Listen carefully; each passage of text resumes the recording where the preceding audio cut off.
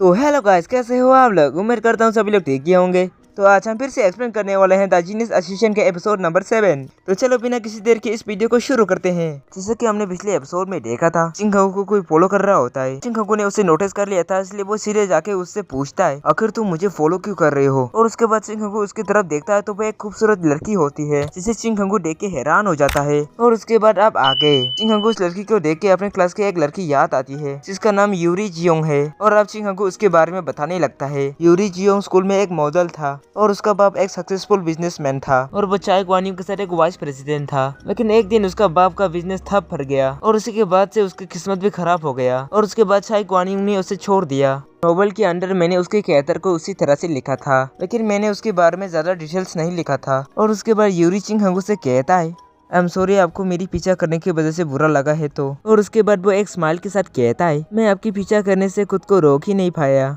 अब अभी ही ground zero पर आए हैं और आपने डार्क स्पिरिट्स को अवॉइड कर दिया और आपने जिस तरह से उस मेड फार्मर को मारा है उसके बारे में तो मैं कुछ कह भी नहीं सकता। और तभी चिंगकू अपने खंजर से उसकी तरफ अटैक कर देता है। और ये देखिए यूरी डरते हुए अपनी आंखों को बंद कर लेता है और तभी उसे किसी चीज के कराने की आवाज सुनाई देता है और वो धीरे से अपनी आंखों को खोलते हुए देखता है। चिंगकू ने एक सेंटीपीड के ऊपर अटैक किया होता है जो यूरी के ऊपर अटैक करने वाला था। और चिंगकू यूरी से कहता है, ये बस एक बग है जिसे मैंने मार दिया।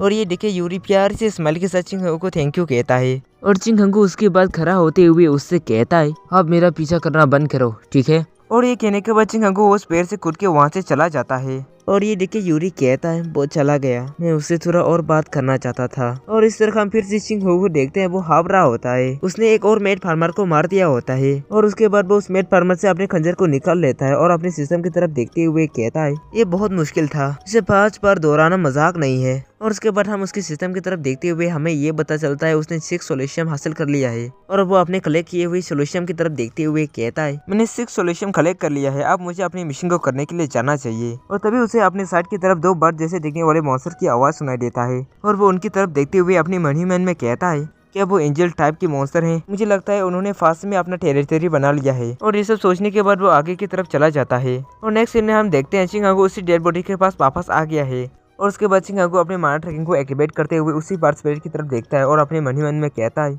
इस डेड बॉडी के साथ चिपका हुआ ये बर्ड स्पिरिट इतना खतरनाक नहीं है, असली खतरा तो वो कंट्रोल करने वाला है। गाइड ऑफ डार्कनेस वो स्पिरिट्स का एक ग्रुप है, वो चुपचाप आते हैं, इसकी वजह से उन्हें डिटेक्ट करना बहुत मुश्किल होता है, स्पेशली रात में, क्योंकि चारों तरफ अंधेरा होता है। भले ही तुम उसे नोटिस करके उसके ऊपर अटैक कर दो, लेकिन तुम इन नॉर्मल अटैक से उन्हें नहीं मार सकते। अगर उन्होंने तुम्हें निकाल लिया तो तुम अपने विजन्स को खो दोगे और साथ ही तुम्हारा मेंटल कंडीशन भी खराब हो जाएगा। और उसके बाद एक ही रिजल्ट होगा, उनकी कंट्रोल में आने की वजह से तुम खुद को ही खत्म कर लोगे। और मैं इतनी आसानी से इस जाल में नहीं फंसने वाला। और ये सोचने के बाद अपने शेडो क्लोन बना के उस जगह पर छोड़ देता है और खुद उस डेड बॉडी को चेक करने के लिए जाने लगता है। और जैसे ही वो उस डेड बॉडी को वो छूता है, वो बर्ड स्पिरिट बाहर आ जाता है। और ये देखे चिंगकू जल्दी से उस डेड बॉडी से उसके खंजर को पकड़ लेता है। और जैसे ही वो बर्ड स्पिरिट चिंगकू के ऊपर अटैक करने वाला होता है, तभी चिंगकू जल्दी से अपने शेडो के साथ जगह एक्सचेंज कर लेता है। और उसके बाद चिंगकू उसकी तरफ देखते हुए उस खंजर को दिखा के एक स्माइल करते हुए कहता है, शुक्रिया मुझे ये हथियार दिलाने के लिए, मुझे ऐसा ही एक हथियार चाहिए था। और ये देखे वो बर्ड स्पिरिट गुस्से में आ जाता है और चिल्लाते हुए अपने औरों को रिलीज करने लगता है। और चिंगकू ये देख के तेजी से वहाँ से निकल जाता है और एक ताजी बना को निकल के खाने लगता है और कहता है, लगता है ये शुरू हो गया है। और पीछे से बहुत सारा डार्क स्पिरिट चिंगकू का पीछा करने लगता है। और ये देखे चिंगकू कहता है,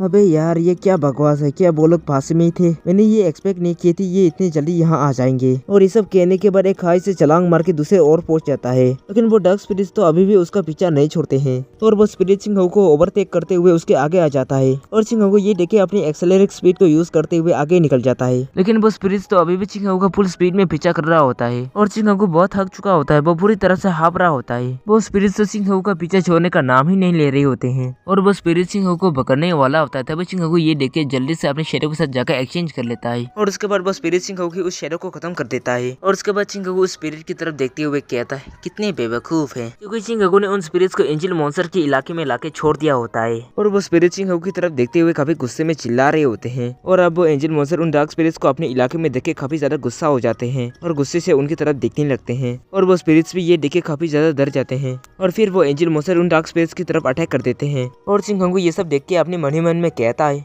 यहाँ ऐसे 2 विंग्स है जो उन डार्क स्पिरिट्स को मार सकते हैं। ये डार्क स्पिरिट्स डार्क एनर्जी का इस्तेमाल करते हैं और दूसरी तरफ ये एंजल टाइप मॉन्स्टर जिनका ओरिजिन ही लाइट है, वो लोग होली एनर्जी का इस्तेमाल करते हैं।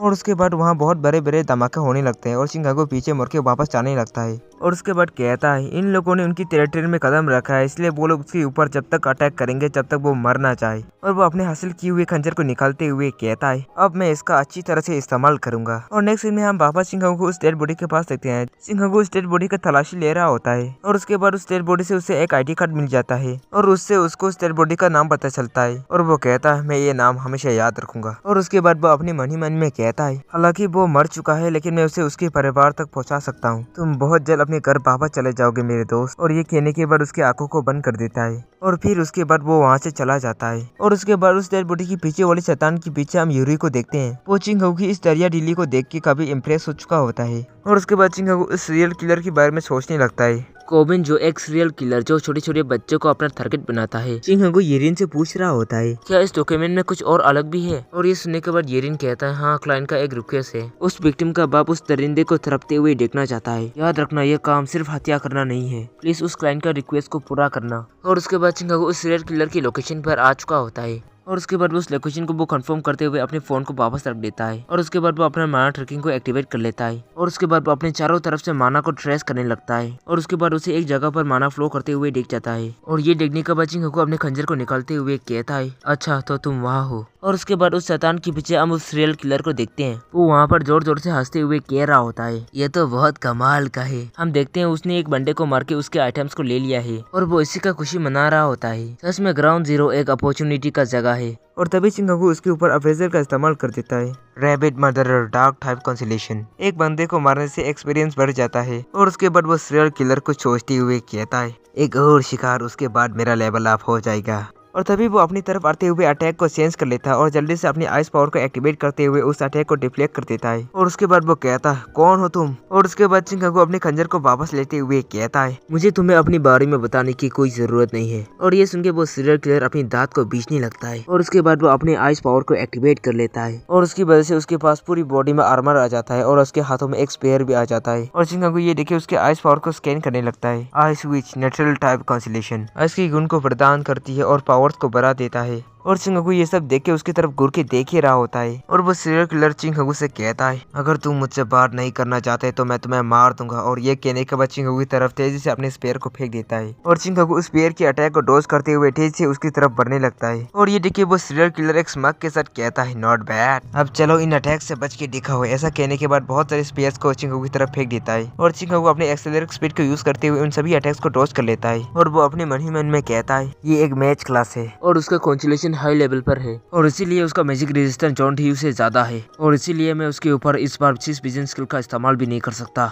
सबसे पहले मुझे उसकी आर्मर का कुछ करना होगा। और ये सब सोचने के बाद तेजी से उसकी तरफ बढ़ने लगता है और चिंकागो को अपनी तरफ तेजी से आते हुए देख के वो कहता है ओह मैं तो डर गया, मैं तो बस मजाक कर रहा था। और ये कहने के बाद अपने पावर्स को एक्टिवेट करते हुए चिंकागो की तरफ अटैक कर देता है और चिंकागो उस अटैक को अपनी तरफ आते हुए देख के घबरा जाता है। और उसके बाद चिंकागो जल्दी से अपने स्किल स्पीड बीटा को एक्टिवेट कर लेता है और उसके बाद वो ब्लड से बना हुआ अटैक चिंकागो से टकरा जाता है। लेकिन चिंकागो इस अटैक से पूरी तरह से हिट होने से पहले ही स्किड करके पीछे आ जाता है। और ये देख के तो वो सीरियल किलर भी काफी ज्यादा हैरान हो जाता है और चिंकागो हफ्ते हुए अपने मन ही मन में कहता है मैंने सोचा मैं अपना स्किल का इस्तेमाल करूंगा तो भी मुझे डैमेज खाना ही पड़ेगा। और तभी उसके पास स्वीप बीटा का एक नोटिफिकेशन आता है skill experience level max, 5 metre की सभी डायरेक्शन से आने वाले हमले से बच सकते हैं। मैक्सिमम लेवल के कारण स्वीप इफेक्ट अप्लाई होता है जिसकी वजह से बचना पॉसिबल हो जाता है। और चिंकागो अपने मन ही मन में कहता है इसे सीखने के बाद मैं पहले बार इसका इस्तेमाल कर रहा हूँ, कौन जानता था उसका एडिट इफेक्ट इतना ज्यादा होगा। वो सीरियल किलर ये देख के कहता है ये इतनी शर्म की बात है कि मुझे मारने में नाकाम हो गया। और ये कहने के बाद दोबारा से अपने एक स्पेयर बनाते हुए कहता है मैं एक स्ट्राइक में तुम्हें हेल में भेज सकता था, तुम्हारे जैसे लूजर्स के साथ लड़ने में कोई मजा ही नहीं है, इसलिए मैं तुम्हें जल्दी से मार डालूंगा और उसके बाद तुमसे तुम्हारी सारी आइटम्स को छीन लूंगा। और ये सुनने के बाद चिंकागो उससे कहता है मैं तुमसे कुछ पूछना चाहता हूँ, तुम उन बच्चों को क्यों मारते हो जबकि उन बच्चों ने तुम्हारा कुछ भी नहीं बिगाड़ा। और ये सुन के वो सीरियल किलर हैरान हो जाता है क्या मैं कब से यही जानना चाहता था कि तुम मुझ पर अटैक क्यों कर रहे हो, तुमने ऐसा क्या दिल किया होगा, क्या तुम अपने जॉब के लिए मेरा शिकार करने के लिए आए हो, बस यही कारण था। और चिंकागो उससे कहता है मुझे जल्दी से जवाब दो। और वो हंसते हुए कहता है ये तो बहुत आसान जवाब है, वो बस बच्चे हैं जिन्हें मैं अपनी मजे के लिए मार देता हूँ, चिल रहो। क्या तुम्हें बताए उन बच्चों को बेवकूफ बनाने में कितना मजा आता है। वो मासूम भोले भाले बच्चे जिन्हें इस दुनिया के बारे में कुछ भी पता नहीं होता। और तुम्हें बताए इसमें सबसे मजेदार चीज क्या है, जब मैं उनके पास जाके एक मुस्कान के साथ उन्हें उनकी सुरक्षा कम करने के लिए कहता हूँ और फिर उसके बाद में उन्हें मजे से मार डालता हूँ। और ये सब कहते कहते वो अपने आइस की पावर का इस्तेमाल करते हुए चारों तरफ आइस को फैला देता है और वो अपने गंदी से स्माइली के साथ हंस भी रहा होता है। और चिंगू ये देख के कहता है बहुत अच्छा स्पीच था, अब तुम्हारे साथ खिलौने की तरह खेलने की बारी मेरी है। और ये कहने के बाद फाइट करने के लिए तैयार।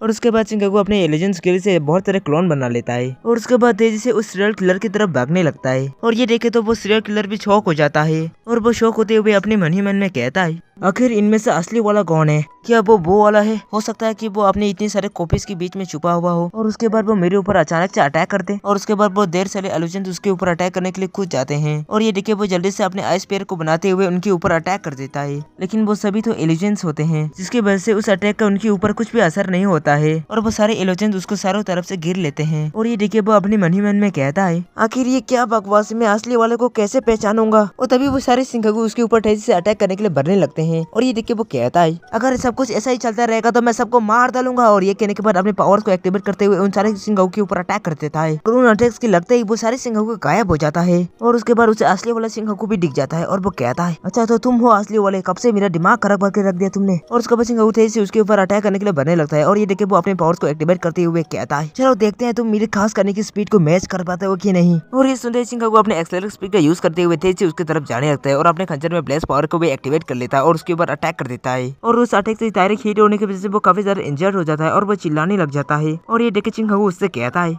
क्या तुम्हें अभी पता चला बेवकूफ बनाए जाने पर कैसा फील होता है। और उसके बाद वो सीरियल किलर अपने मन ही मन में कहता है मुझे बहुत दर्द हो रहा है, इसकी वजह से मैं फोकस नहीं कर पा रहा। और ये सोचने के बाद वो अपने खंजर की तरफ देखता है और उसके बाद अपने खंजर को निकालते हुए चिंगू के ऊपर अटैक करते हुए कहता है अब मर जाओ तुम कमीने। लेकिन चिंगू जल्दी से अपनी टेलीपोर्टेशन स्किल का यूज करते हुए उसके पीछे आ जाता है। और ये देखे तब वो सीरियल किलर काफी ज्यादा हैरान हो जाता है और डर जाता है। उसके बाद चिंगू अपनी स्टेमिना और माना को कंबाइन करते हुए एक पावरफुल अटैक बना लेता है। और उसके बाद उस सीरियल किलर के ऊपर तेज से अटैक करते हुए कहता है अब इसे खत्म करने का वक्त आ चुका है। और वो सीरियल किलर तो ये देख के काफी ज्यादा डर जाता है। और उसके बाद चिंगू का वो अटैक उससे हिट हो जाता है और उसके बाद वहाँ का आइस भी पिघलने लगता है। और उसके बाद हम सीरियल किलर की तरफ देखते हैं, उसका मुंह से खून निकल रहा होता है। और उसके बाद चिंगू अपना फोन निकल के क्लासिकल म्यूजिक सुनने लगता है। और उसके बाद चिंगू का सारी थकान दूर हो जाता है। और उसके बाद चिंगू कहता है हालांकि ये मेरे स्टेमिना को 25% कंज्यूम करता है, लेकिन ये अटैक काफी ज्यादा इफेक्टिव है और ये फादर ऑफ म्यूजिक भी काफी अच्छी तरह से काम करता है। और उसके बाद वो अपना कैमरा स्टैंड निकल लेता है और किसी को कॉल लगाते हुए कहता है हेलो सर, आपका काम हो गया है। और ये सुनने के बाद वो फोन वाला कहता है आपका धन्यवाद मेरा रिक्वेस्ट पूरा करने के लिए। और उसके बाद चिंगू वीडियो कॉलिंग पर लगाते हुए उस सीरियल किलर की हालत को दिखाते हुए फोन को स्टैंड पर रख देता है। और उसके बाद कहता है सर अब मैं आपकी बेटी की मौत का बदला लेने वाला हूँ। और उसके बाद सीन चेंज होता है और हम एक बिल्डिंग की तरफ देखते हैं और वहाँ पर सीसीटीवी कैमरा से रिकॉर्ड किया हुआ चिंगू का वीडियो चल रहा होता है। और हम देखते हैं जूही किसी से बात करते हुए उस वीडियो को गौर से देख रहा होता है। और उधर से फोन से कोई कहता है ये फुटेज सियोल स्टेशन की है, उसने जो ट्रेन लिया उसके हिसाब से वो नॉर्थ की तरफ जा रहा है। और ये सुनने के बाद जूही अपने मन ही मन में कहता है अगर वो नॉर्थ की तरफ गया है तो वो ग्राउंड जीरो की तरफ ही गया होगा। और उसके बाद वो फोन वाले बंदे से कहता है मुझे लगता है वो अपने काम खत्म करने के बाद सियोल पर वापस आ जाएगा, इसलिए वॉइस स्टेशन पर इंतजार करो और मुझे हर पल की अपडेट करते रहना। और उसके बाद वो अपने फोन को रखने के बाद गुस्से से कहता है शीन खंगू वो मनहूस छोटा चूहा, मुझे बेवकूफ बनाने के लिए मैं तुम्हें रिफेस जरूर करूंगा। और इस तरह वो सीरियल किलर बहुत जोरों से माफी मांग रहा होता है। और हम देखते हैं उसकी हालत काफी खराब हो चुका होता है, मार मार के उसका ऐसा हालत बना दिया होता है चिंगू ने। और ये सब कुछ विक्टिम का बाप देख रहा होता है और वो लगातार बार बार माफी मांग ही जा रहा होता है। और ये टेक्निक के बाद उस विक्टिम का पिता कहता है अब बस हो गया, इतना काफी है, अब जाकर मेरी बेटी को शांति मिलेगी। तुम्हारा बहुत बहुत शुक्रिया वो करने के लिए जो एजेंसी और कानून नहीं कर सके। और ये कहने के बाद रोने लग जाता है। और चिंगू ये देख के कहता है मैं वो एक काम कर रहा था जो मुझे करने के लिए दिया गया था सर। और उसके बाद वो फोन कट हो जाता है। और उसके बाद चिंगू सीरियल किलर की तरफ देखते हुए कहता है अब मैं फ्री हो चुका हूँ। और इस सुनने के बाद वो सीरियल किलर चिल्लाते हुए कहता है आपने जैसा कहा मैंने वैसा ही किया, अब क्या आप मुझे जिंदा छोड़ देंगे। और ये सुनते ही चिंगू डायरेक्ट उसे मार देता है और कहता है जिंदा छोड़ दूं, वो भी तुम जैसे दरिंदे को, सवाल ही नहीं होता। अब नर्क में जाके अपनी गलतियों की माफी मांगना। उसके बाद चिंगू के सिस्टम में नोटिफिकेशन आता है आपने अपनी मारे गए दुश्मन के आस ऑफ विच स्किल को लूट लिया है, आपने उसके कॉन्ट्रैक्ट रिविट मदर को भी लूट लिया है। और उसके बाद चिंगू का कॉन्सोलेशन कहता है ऐसा लगता है कि तुम कॉन्सोलेशन की एक गंदगी को घर ले आए हो, उससे पहले इसे मैनर्स सिखाने की जरूरत होगी। और ये सुनने के बाद चिंगू अपनी कॉन्सोलेशन से कहता है ठीक है तो मैं ये तुम पर छोड़ता हूँ। और ये कहने के बाद आगे बढ़ते हुए उस सीरियल किलर के सारे आइटम्स को ले लेता है और कहता है शायद मुझे इन सारी आइटम्स के 1 मिलियन तो मिल ही जाएगा। और तभी उसका फोन रिंग करने लगता है और ये ठीक है वो जाकर अपने फोन को उठा लेता है और दूसरी तरफ कॉल में येरिन होता है और वो कहता है तुमने बहुत अच्छा काम किया, क्लाइंट ने हमें बोनस दिया है, मैं अभी तुम्हारे अकाउंट में 2.5 बिलियन को सेंड कर रहा हूँ। और ये सुनकर चिंगाकू उससे कहता है इसके लिए तुम्हारा धन्यवाद, वैसे मुझे तुम्हारी मदद चाहिए था। और ये सुनकर येरिन कहता है कैसे मदद। और ये सुनकर चिंगाकू येरिन को सब कुछ बताने लगता है मुझे यहाँ एक डेड बॉडी मिला है, मैं चाहता हूँ कि तुम लोग उसे आइडेंटिफाई करके उसके घर वापस भेज दो। और ये सुनकर येरिन कहता है ये कोई बड़ी बात नहीं है, मैं कर दूंगा, ठीक है तो हम बाद में मिलेंगे। और ये कहने के बाद फोन कट कर देता है और तभी चिंगाकू अपने साइड की तरफ देखते हुए कहता है मैंने तुमसे कल कहा था ना मेरा पीछा मत करना, तो तुम यहाँ क्या कर रहे हो। और उसके बाद उस बड़ी सी चट्टान के पीछे से यूरी बाहर निकलता है और उसके बाद वो काफी हिम्मत करते हुए कांपते हुए कहता है वेल यहाँ पर एक डंजन है जिसमें एक मिनी बॉस है जिसके कारण मैं इसे साफ नहीं कर पाया, तो क्या आपको कोई एतराज ना हो तो क्या हम एक साथ डंजन को साफ करने के लिए चल सकते हैं। और ये सब कहते समय वो काफी उम्मीद से चिंगाकू की तरफ देख भी रहा होता है। तो हेलो गाइस, ये एपिसोड यही खत्म होता है। बताइए एपिसोड बहुत छोटा है इसलिए मैं इसका अगला एपिसोड कल सुबह ही डाल दूंगा। तो आप लोग को ये एपिसोड पसंद आया तो लाइक करना, सब्सक्राइब करना, कमेंट भी जरूर करना। हम मिलेंगे अगले एपिसोड पर। Thank you for watching.